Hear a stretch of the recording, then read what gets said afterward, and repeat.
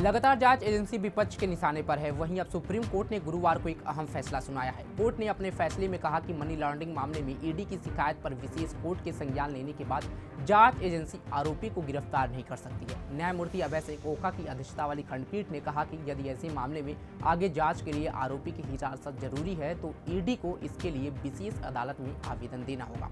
पीठ में उज्जवल भुइया भी शामिल थे। तो क्या ईडी की ताकत पर सुप्रीम कोर्ट ने कस दिया है शिकंजा? इस फैसले का क्या है मतलब, आइए बताते हैं। नमस्कार, आप देख रहे हैं पंजाब केसरी.com। मैं सत्येंद्र शर्मा। दरअसल शीर्ष अदालत ने इस मामले पर सुनवाई करते हुए कहा कि आरोपी का पक्ष सुनने के बाद विशेष अदालत को संक्षेप में कारण बताते हुए आवेदन पर अनिवार्य रूप से फैसला सुनाना होगा। सुनवाई के बाद अदालत हिरासत की अनुमति तभी देगी जब वह इस बात से संतुष्ट हो कि हिरासत में रखकर पूछताछ जरूरी है।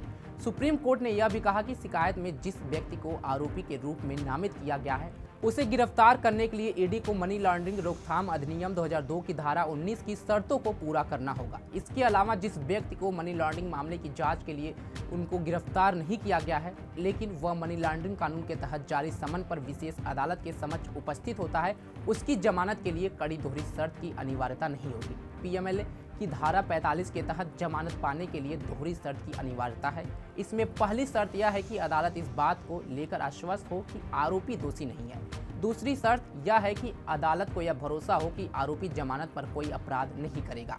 न्यायमूर्ति रोहिंटन नरीमन और एसके कौल के सुप्रीम कोर्ट की खंडपीठ ने जमानत के लिए 2 अतिरिक्त शर्तें जोड़ने वाली पीएमएलए की धारा 45A को मनमाना बताते हुए नवंबर 2017 में रद्द कर दिया था। हालांकि विजय मदन लाल चौधरी मामले में न्यायमूर्ति एएम खानविलकर ने दिनेश महेश्वरी और सीटी रवि कुमार के 3 जजों की खंडपीठ ने जुलाई 2022 में उस फैसले के पलटते हुए पीएमएलए 2002 में वर्ष 2019 के संशोधन को उचित ठहराया था। इसके बाद मनी लॉन्ड्रिंग के मामले में जमानत पाना लगभग असंभव हो गया था, क्योंकि आरोपी को अपराधी साबित करने की जिम्मेदारी ईडी पर होने की बजाय खुद को निरपराध साबित करने की जिम्मेदारी आरोपी पर डाल दी गई थी।